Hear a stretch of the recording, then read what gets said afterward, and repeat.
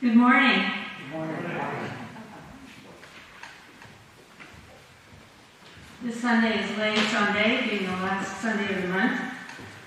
My name is Lynn Lawson. I'll be leading the service, and our neighbor, Charlie Byron, will be giving the sermon, or the message, as I saw in the bulletin. That's a good word.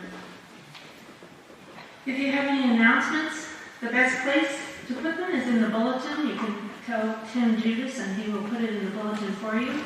But if anybody has an announcement to make that's not in the bulletin today, this is the time. Sharon. I just want to tell everybody that fall foliage is happening. We're keeping it on Thursday. We're trying to, keep that schedule more or less. Thanks to Tim for doing the meal. Better talk to Tim about that. Maybe he'll announce that. I think it's on, right, Tim? It is. Okay. Whew. This is October. Yeah, we're having a crab sale up over in the gym. So if anybody wants a space or to sell whatever, food or whatever, let me or Marilyn and stuff. We're kind of the coordinators for the day. Okay, Sharon is announcing that Fall Foliage Day is happening this year on October 7th, Thursday. There is going to be a craft fair and food fair in the gym, and Marilyn Magnus and Sharon are coordinating that. So if you have anything you'd like to sell up there, please get in touch with them. And Tim, you can tell us about the meal. Yeah. So this is my plea that we are going to need some help. I unfortunately am not going to be around Thursday evening or afternoon evening to help us with to-go. But the meal is strictly a to-go.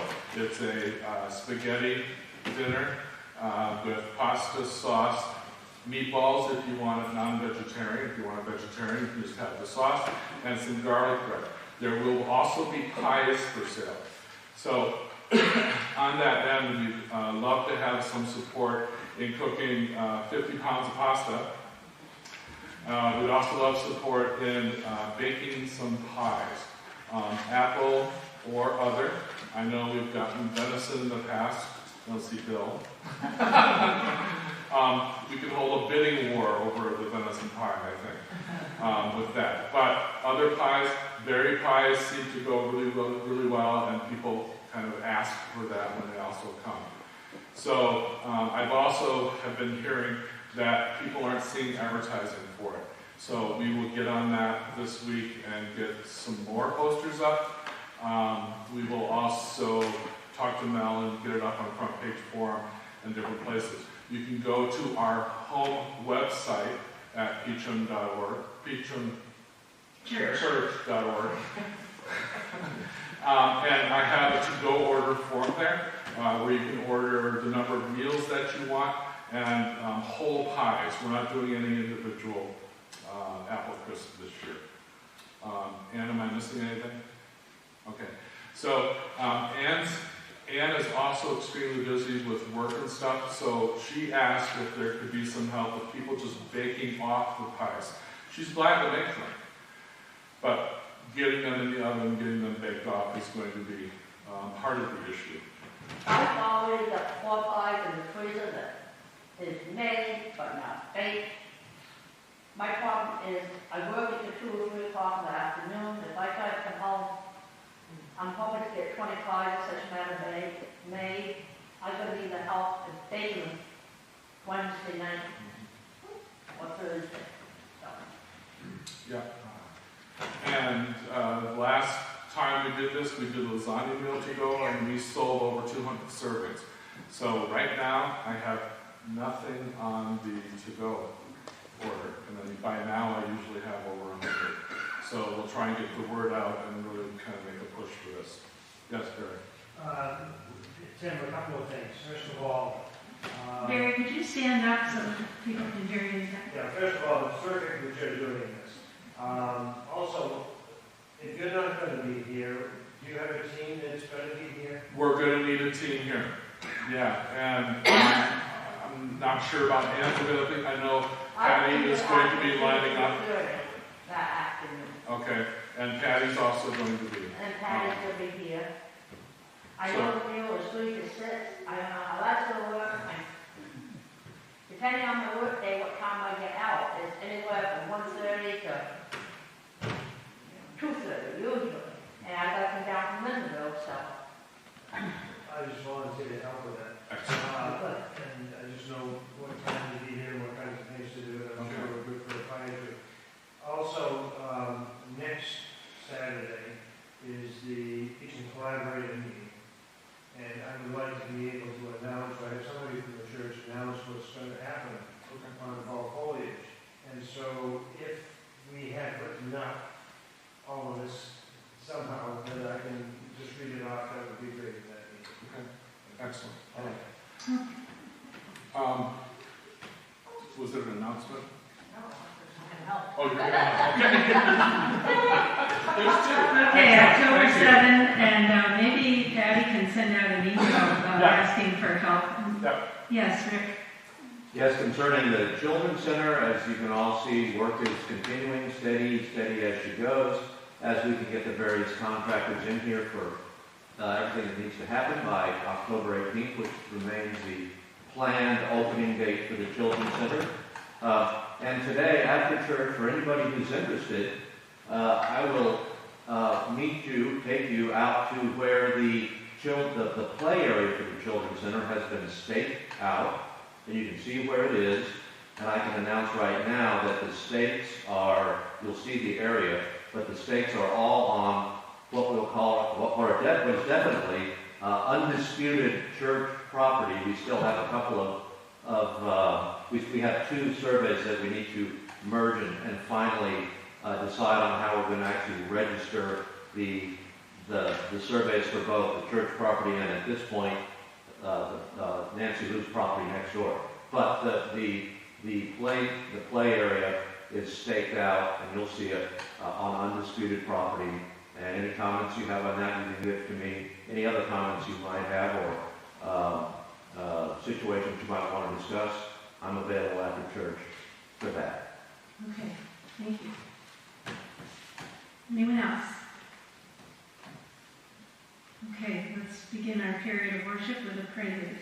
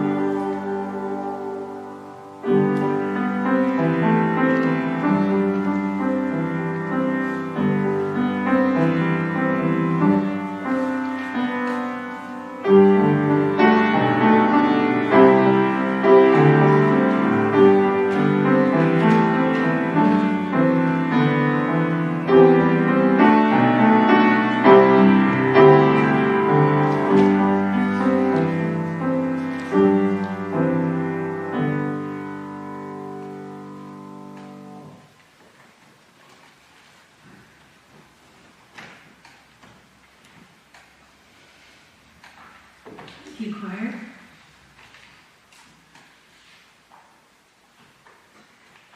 Charlie Byron's message today is going to present an approach, a Buddhist approach to handling fear, that common, painful, and potentially harmful emotion. And I thought I would give, in the call to worship, the Christian approach to fear. And the Christian approach might be summed up in one word, the Greek word Emmanuel. The Hebrew word, it's a Hebrew word. The Hebrew word Emmanuel means God with us, or God is with us. We're not alone. And I had planned to read some verses from Psalms that epitomizes this reassuring thought. But then I came across a chapter in a book that I'm reading called Prospero's Cell. It's by Lawrence Durrell. This is a book that Lawrence Durrell wrote about his time living in Corfu, the Greek island of Corfu, and living among the people there, mostly fishermen, peasants growing olives and tending sheep. And I came across a chapter in that book on Saint Spiridon, who is the patron saint of that island. There's a whole chapter devoted to Saint Spiridon because Saint Spiridon is such a ubiquitous presence on that island and such a important and integral part of the people's lives. There's an interesting history of that saint, of course, attended with miracles and good works, but his remains had to travel from island to island, and I think even spent some time on the continent because they had to be preserved during different wars. But they eventually came back and are now settled in Corfu, and there's a shrine for him. And the people come daily to the shrine and they to pray, to ask for miracles. There are crutches over in the corner where testifying to people who have been healed from praying to Saint Spiridon. If they were lame. There are paintings that fishermen have given to the chapel to commemorate shipwrecks, paintings of shipwrecks. And these fishermen were survivors of the shipwrecks. And of course, all the fishermen and all the people carry icons, little statues of Saint Spiridon with them as they go about their daily work. And there are 4 times a year there's a procession around the town where they carry the remains of the saint, and all the people come out. And I just wanted to read one sentence that sort of describes what that procession means to the people. Saint Spiridon's brief appearance during this procession has qualified once more the terrors and ardors of living and reminded them that he is there, still indefatigably on the job. It reminded me of, I've talked about this in a previous sermon, about the time when Barry and I were hiking in a certain region of Italy, and we saw everywhere shrines with statues of Jesus. And that reminder, physical reminder of the presence in their lives. Icons are not a part of Protestant worship. It was considered as of old as idol worship. But for many, many Christians, these icons are physical reminders of, especially at fear-filled times, that divinity is with humanity, God with us, God on the job. Trust God's protection in times of fear. Let's worship with music. Hymn number 417. We'll sing all the verses, and I'll read the first verse. What a fellowship, what a joy divine, leaning on the everlasting arms. What a blessedness, what a peace is mine, leaning on the everlasting arms. Leaning, leaning, safe and secure from all alarms, leaning, leaning on the everlasting arms. Hymn 417.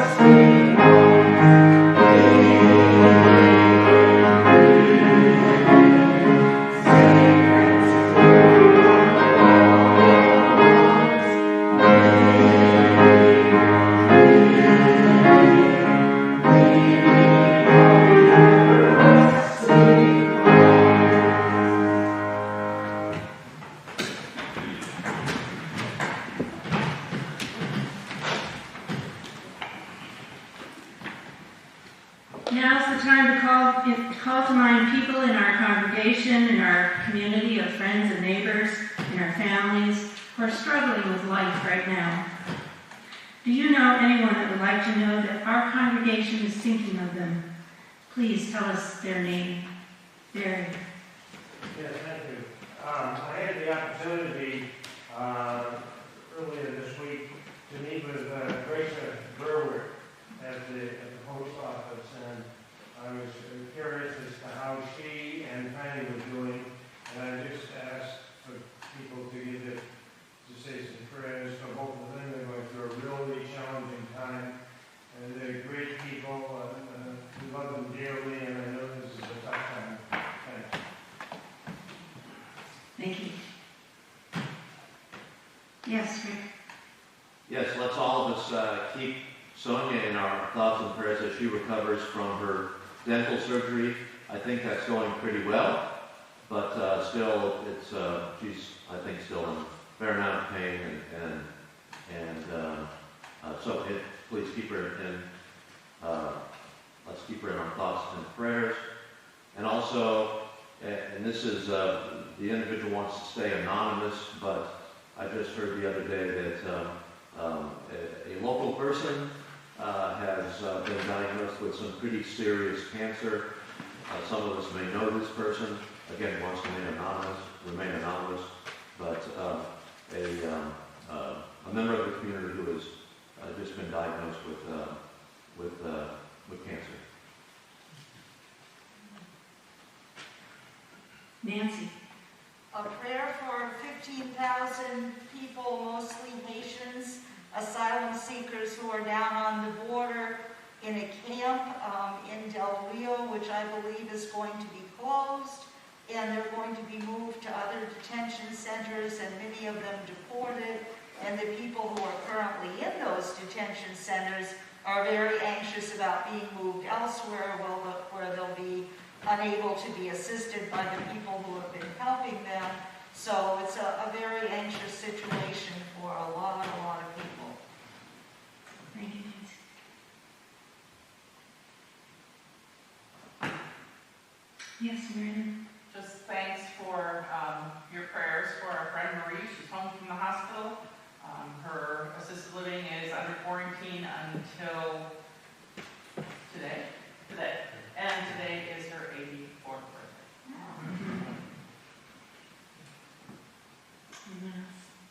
Yes, Anne.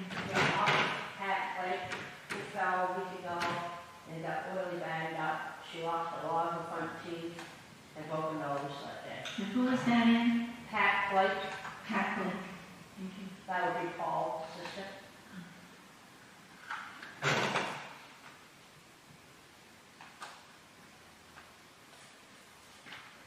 Okay, let's have a moment of silence to honor these friends' courage. We have Fran and Gracia Berwick, Sonia, a dear friend, dear neighbor friend, the Haitian immigrants, Marie and Pat, Paul Chandler's sister. Let's have a moment of silence.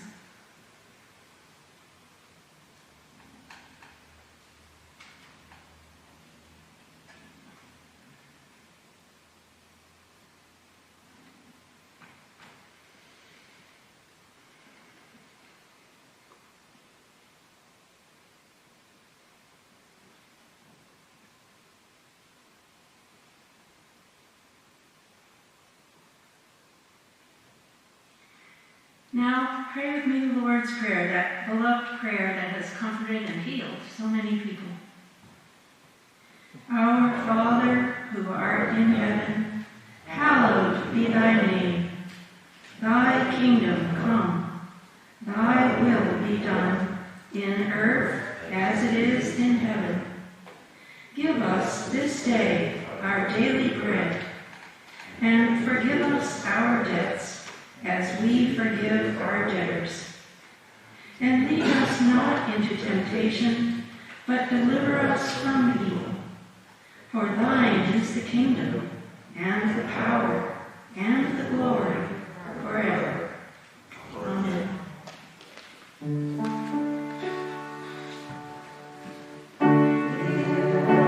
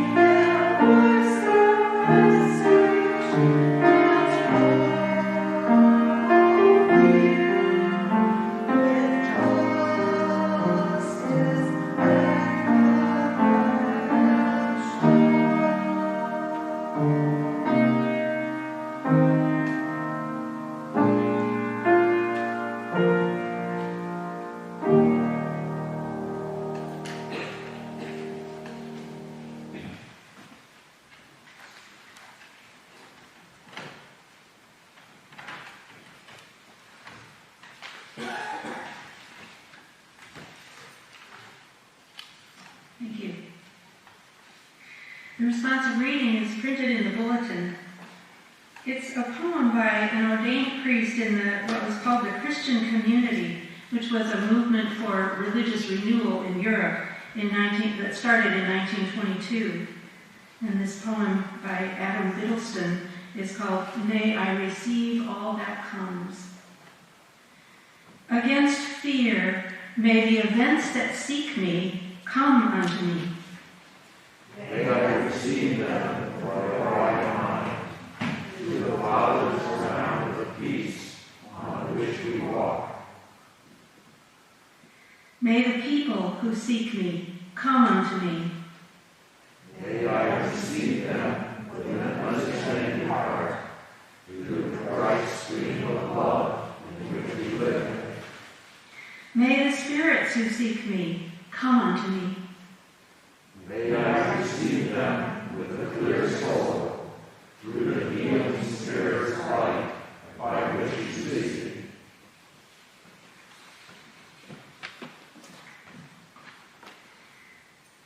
The mission for September is, John, is it church world service or? Well, that starts next week. Okay. The mission for September is Northeast Kingdom Habitat for Humanity. And I don't mean to jump on Bruce, but he's been sort of doing some exploratory work for us for future reference. But I can tell you this much, that the money that we raise for Habitat is used to buy supplies and services for refurbishing homes in the Northeast Kingdom that can't be made available by donations and volunteers.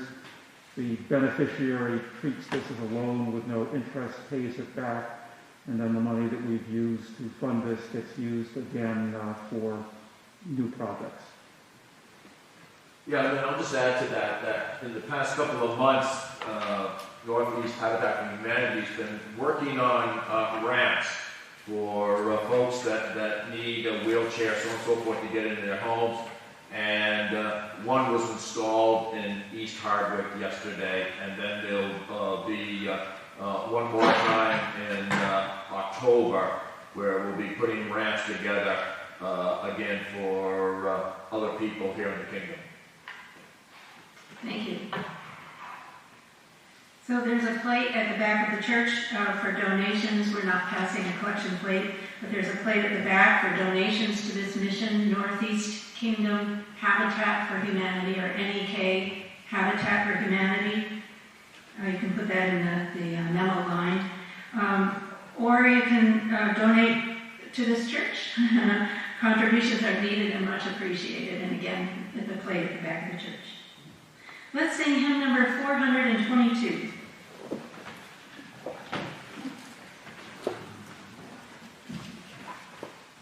Again, I'll read the first verse. Give to the winds your fears, hope, and be undismayed. God hears your sighs and counts your tears.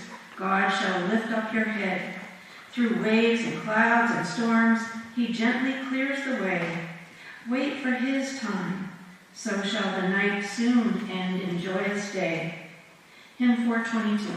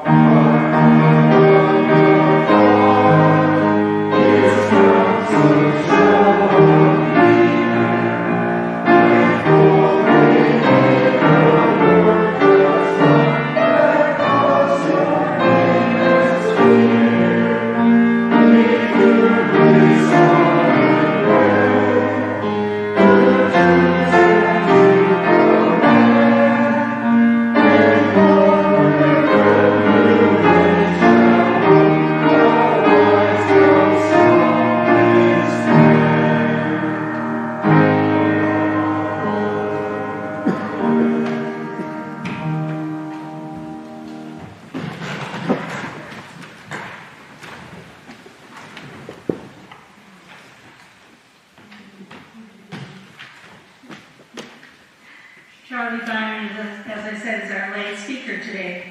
Charlie grew up in Buffalo, New York. He moved to Boston to work, and there met his future husband, Morris, at an Episcopal church service. Charlie and Morris started coming to Peacham in 1984 when they built a camp on the Green Bay Loop. In 2009, they took down the camp and built a permanent home, and that's where they live now. Charlie became Buddhist in the year 2000 and is now an authorized teacher of Shambhala Buddhism. The title of his talk today is Working with Fear, Cultivating Bravery. I chose a scripture reading from Exodus.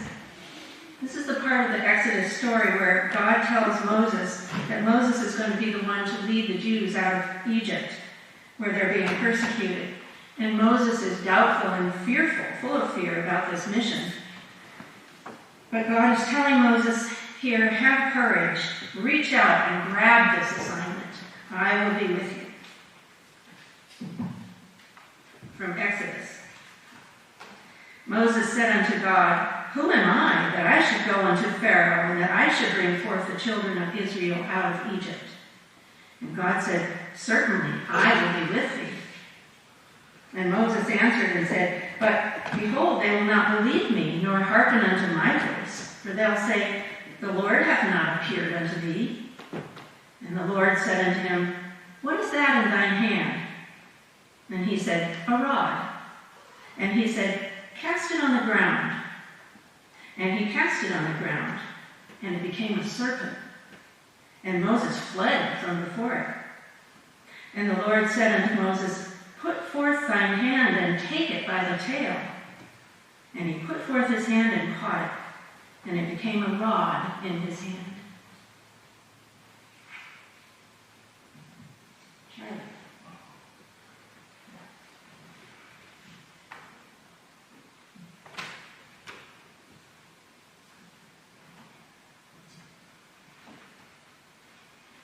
Thank you very much, then.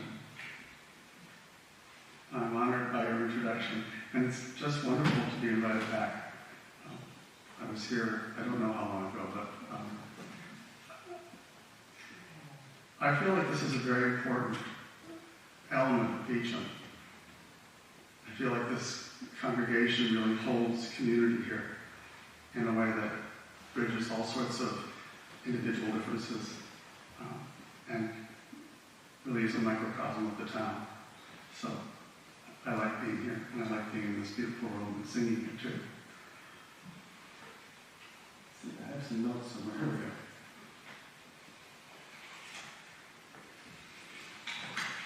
So when I get invited to do something like this, I try to think of what in my training or experience could be useful to a group like this. And it seemed to me that division is a hallmark of what a lot of us are experiencing these days. There's so many things to be worried about, and so many different sides to issues, and people feeling quite polarized on one side or another. And my own experience of division, of feeling on the opposite side of something from somebody, as I looked at it, is one of fear. I noticed that when I pick up that I'm on the other side of this, I tend to think, okay, well, let's not go there. Just stay off of that, because I don't want to get in a fight. Or the other thing that I'll do, especially if I feel a little safer, Facebook online is a more easy place to do this, is all of a sudden I'll feel, no, I have to confront. I have to say I disagree with this, or this is wrong, or whatever. Just take a stand. It's interesting to me that the Western definition of fear describes a fight or flight reflex that we all have inherent. When we get scared, we either engage in fight or we run. And I looked at those two reactions and I just thought, well, there it is. Which says that those reactions, for me at least, are more about my fear than whatever I'm working with or confronting. I'm not necessarily engaging it as much as I'm just dealing with how can I make my fear more comfortable. So that's something that my School of Buddhism talks about a lot, how to work with fear. And I thought it might be useful here because fear is everywhere, and working with fear inevitably is a spiritual practice. You have to, in fact, I know that this congregation has been through all sorts of deep discussions and controversies in the time that I've lived here, and you hold community through that. So it's something that you already do. But what Buddhists do to work with this sort of thing that inspires me is practices. And the reason that's been important for me is because I'm not a leap of faith kind of person. I need to basically feel the truth of something. And the structure of my Buddhist tradition is that you hear some teachings, but then you practice, and you find the truth of those teachings in your own experience. So that's another part of what I always feel like I want to bring here, because I think it's valuable for everybody.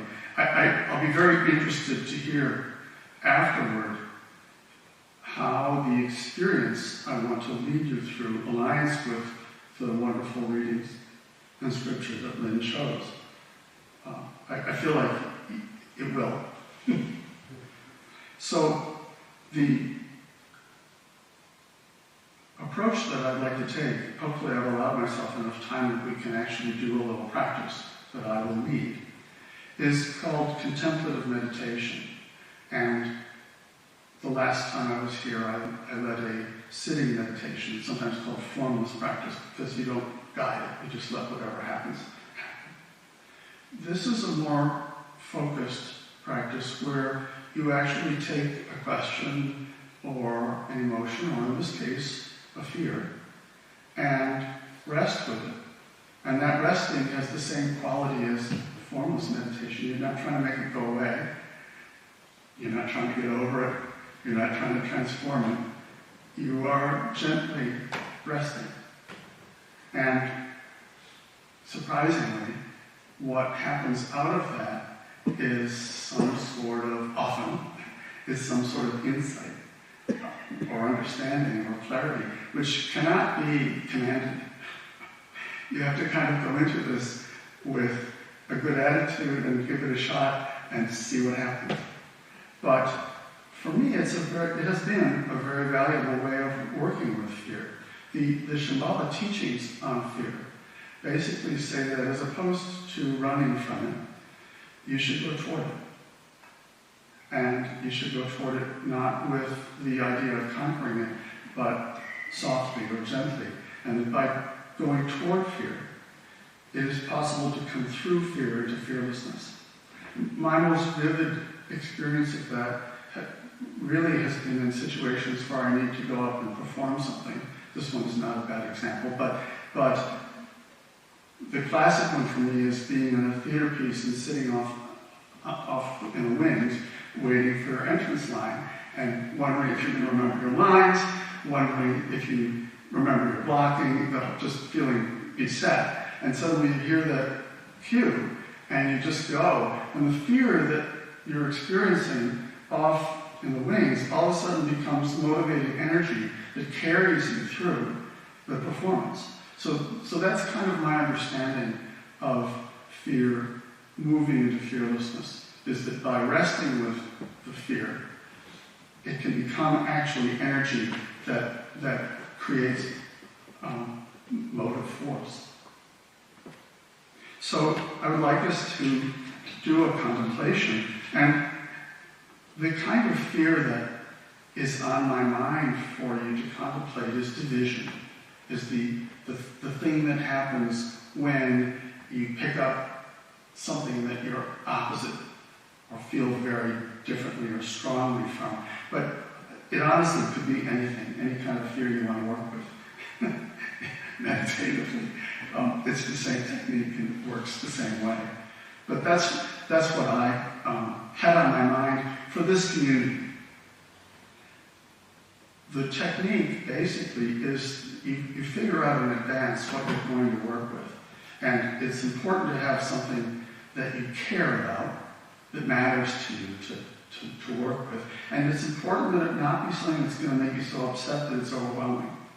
Some fears can be very, very, very intense. And if you take the most important fear that you really want to address, that could be not a great idea on the first try. One of the things about practice is that you practice and you gain facility. And so I would suggest, especially if this is new to you, don't pick one that's too hard. Try to have a sense of gentleness but leaning in a bit. Because if you see what I'm talking about in terms of working with fear being something that is of great benefit, I think, to any spiritual community, then there's hopefully some motivation to try it. So, what I described is picking a fear. And the technique is to bring it to mind, and we'll sit for a few moments to settle before this, and I will guide the entire thing, so you don't have to remember what I'm saying now. But we'll sit, and then you'll bring this to mind. And you bring it to mind with all the details, the specific person, the thing that happened, the thing that really made it vivid for you, whatever it is in the memory of feeling on the opposite side of something from somebody. Just bring that to mind until you feel it, until you feel the fear that made this worthwhile to work with. And at that point, you drop the storyline. You don't need to get more scared. You just rest with the feeling. And it's possible to do that, and it's also, you may find, that you bounce back and forth. That you think, that's the thing I want to feel. And go somewhere else, and then you can gently bring yourself back. It's a practice. But what you're working toward is to rest with the feeling and be gentle toward it. And eventually it will fade, and at that point you go back to the story, you do it again. It's just a repetition that way. And you may find that things come up for you at various times that are either useful or, potentially not. You never know. But that's the practice. And then we'll sit a few more moments after that to just kind of come back into the room and settle. So, sound okay? Hope so. Good. Okay, thank you. So, I'm going to have some more first.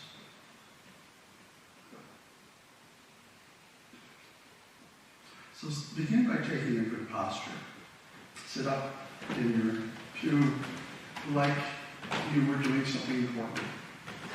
And with a straight back, hands are most easily put on your thighs.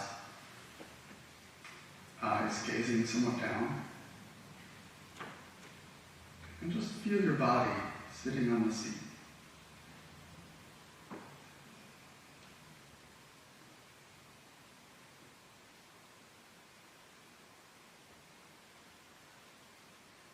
Feel your thighs, your bottom on the seat. Perhaps it's also leaning against the back. Your feet on the floor.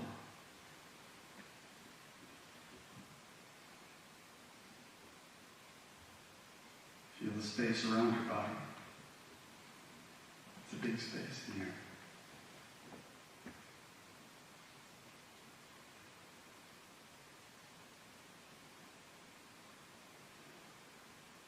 Feel your body breathing.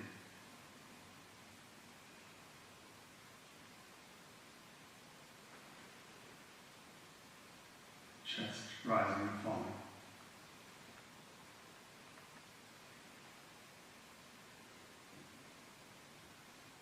Breath comes in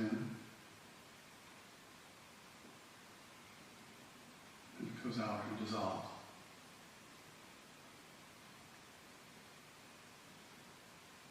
Comes in again.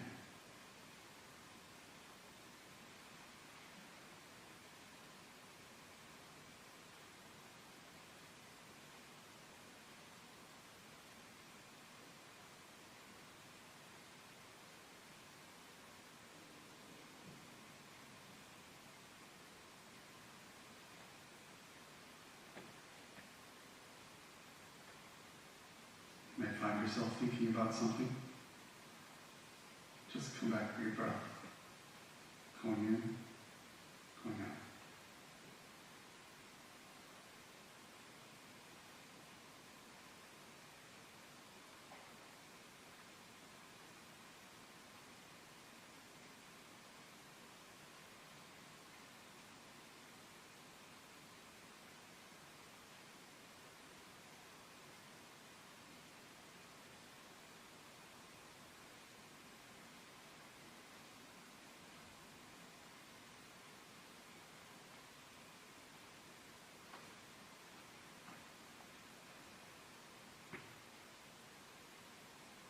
Now, see if there's a particular fear that you would like to work with.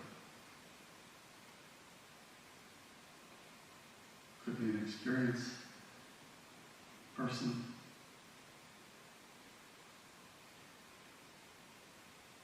something definite.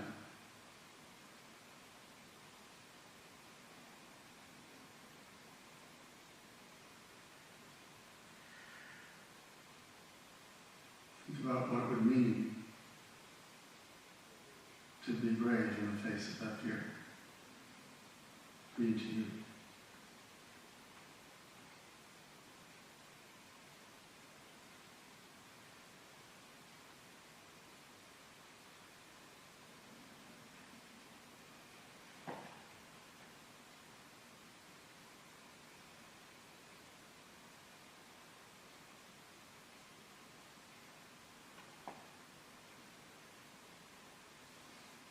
Now, you may want to close your eyes at this point. It's optional. And start to bring it to mind. Bring the specific situation to mind. Who it was, the moment that you felt afraid.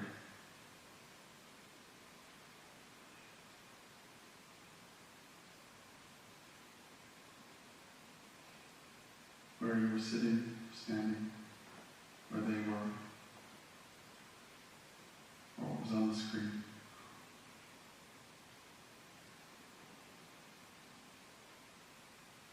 Tone of voice, what was said.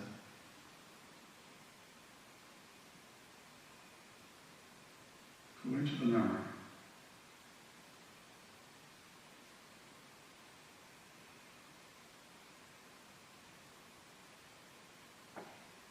Remember your response. How it felt in your body.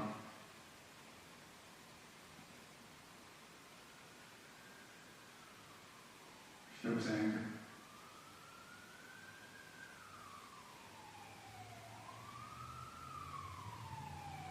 Sadness.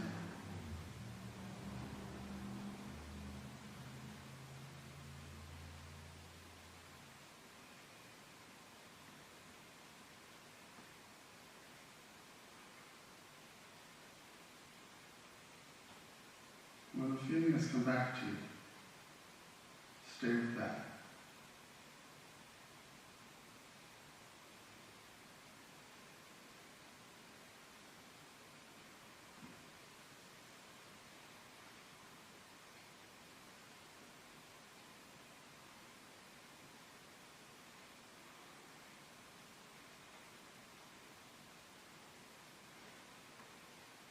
How did fear feel?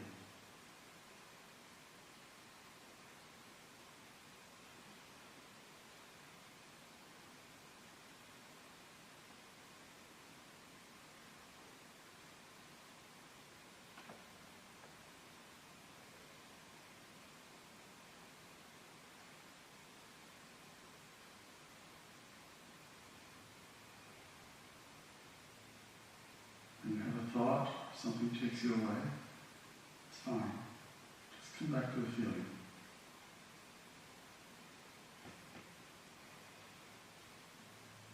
If the feeling is gone, come back to the situation. Start the story again.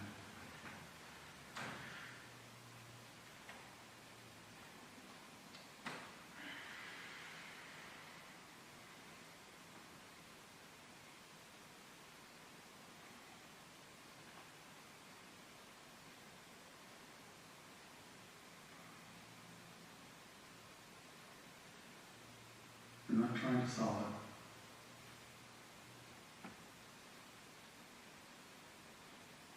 Just letting it be there.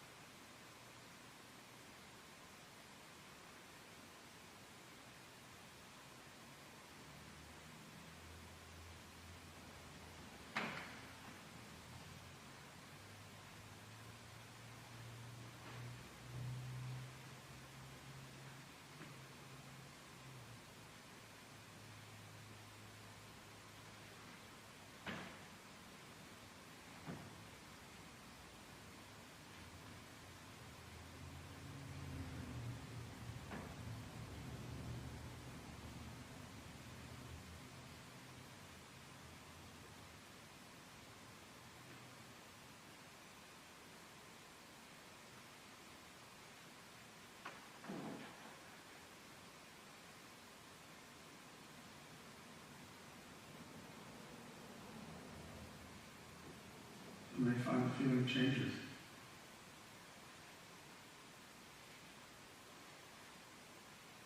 Just stay with what it is.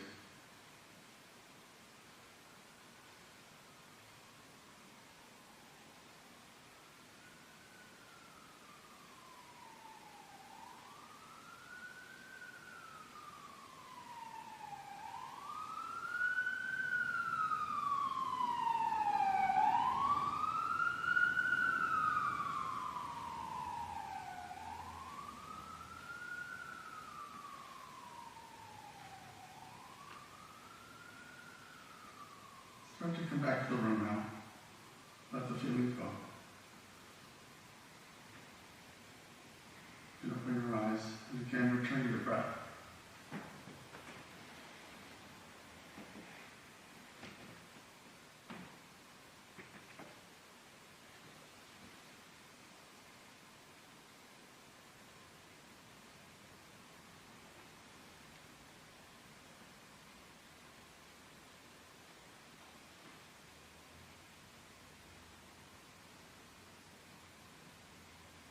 Find yourself thinking about what you just did. You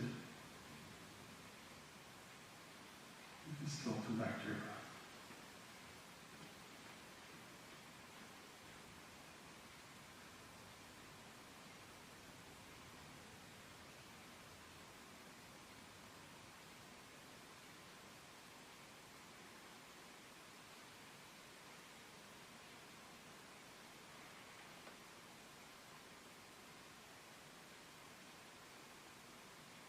Some questions that occur to me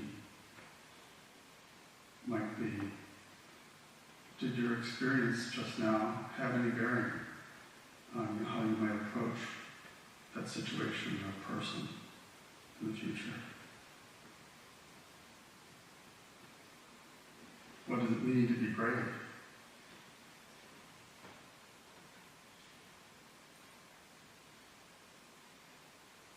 Is it worth working on something like this?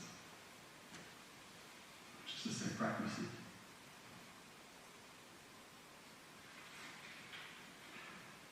So that's the practice.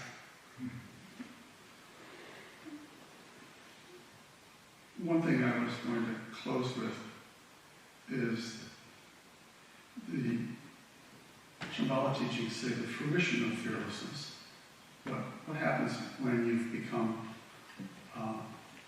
you have some level of mastery, is what they refer to as doubtlessness, which I understand to be a sort of clarity that isn't necessarily a clarity about what you're going to do or any sort of strategy or how you'll respond, but more clarity of how you feel. That you can come into a situation more feeling like I'm with my assessment of this or my relationship to this, as opposed to kind of bowled over and scrambling to get balance back.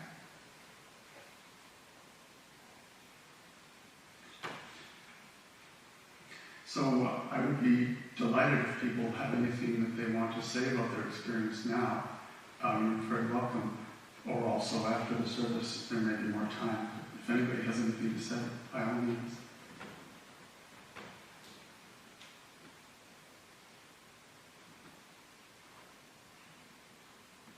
Okay. Were you about to say something, Nancy? Okay. All right, thank you very much. Oh, actually, I meant to mention, it struck me that this quality of fear turning into fearlessness is exactly parallel to the reading we did of a serpent turning into a scepter. It's the same thing.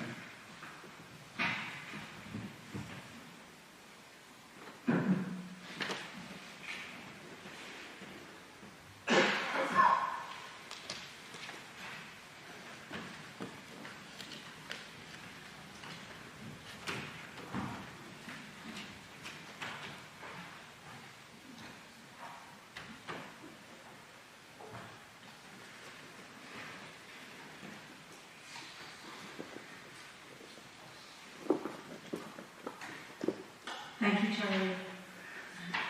It's rare to hear this room so quiet. Let's close by making some noise by singing hymn number 466. God of grace and God of glory. God of grace and God of glory, on thy people pour thy power. Crown thine ancient church's story. Bring her bud to glorious flower. Grant us wisdom. Grant us courage for the facing of this hour. Hymn 466.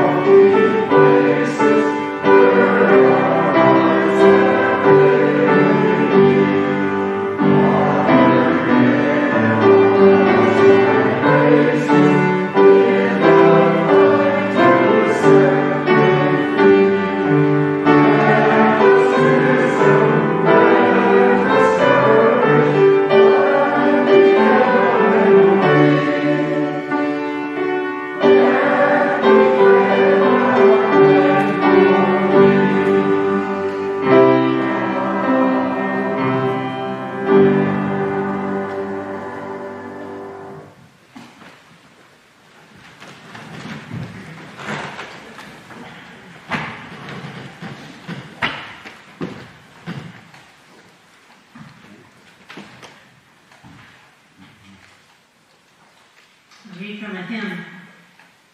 Father, hear the prayer we offer. Not for ease that prayer shall be, but for strength, that we may ever live our lives courageously. Amen.